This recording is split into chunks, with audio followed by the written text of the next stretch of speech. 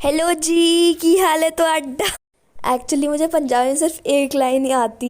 तो आज हम बनाने वाले हैं बर्गर, चिकन बर्गर।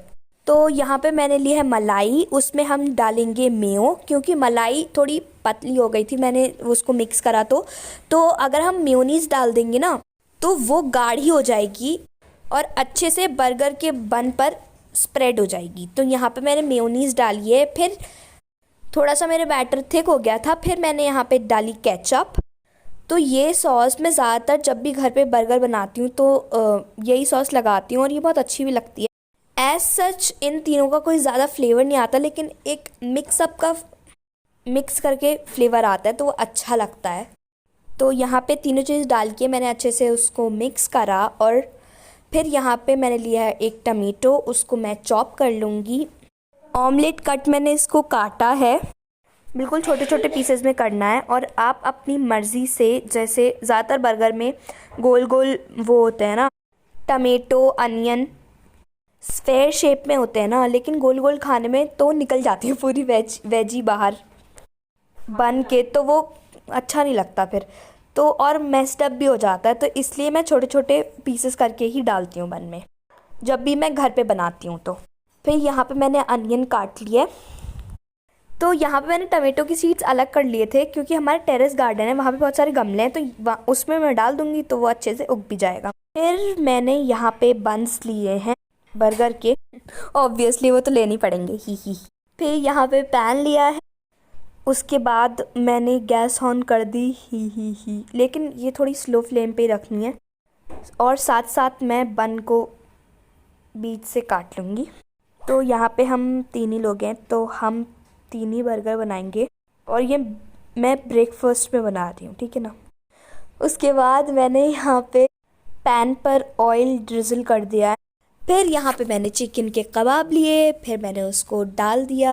वैसे जो मेरे पास अवेलेबल थे वही कबाब मैंने लिए हैं। और इसकी जो टिक्की होती है ना वो अलग बनती है, आप लोगों को भी पता होगा, कच्चे कीमे की बनती है वो। और अगर आप लोग कमेंट्स करेंगे तो मैं ज़रूर उसकी रेसिपी भी डालूँगी। तो यहाँ पे मैं शैलो फ्राई कर लिया है मैंने अपने कबाब को। फिर मैं आपको एक बात बताऊँ मैं इसे स्लो फ्लेम पे पका रही थी, फिर मैंने तभी अपना दिमाग लगाया और मैंने देखा ओहो ये तो स्लो है, फिर मैंने तेज़ कर दी फ्लेम।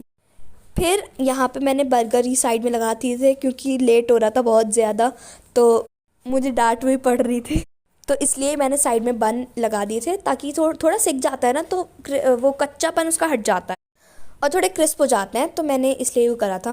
तो यहाँ पे जब वो थोड़े क्रिस्पी हो गए थे, फिर मैंने अपनी सॉस ली, उसको स्प्रेड कर दिया दोनों साइड पर।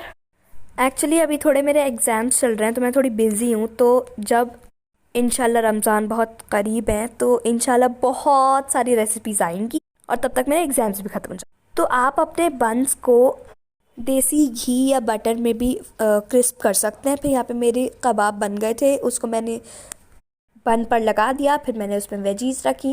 एक्चुअली हम ना कम तेल थोड़ा कम यूज़ करते हैं हर रेसिपी में। तो यहाँ पे मैंने टमाटो और अनियन जो काटी थी वो रख दी।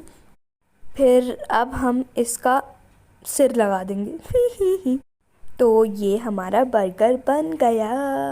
और देखिए मैं आपको थंब भी दिखा रही हूँ कि बढ़िया बना है।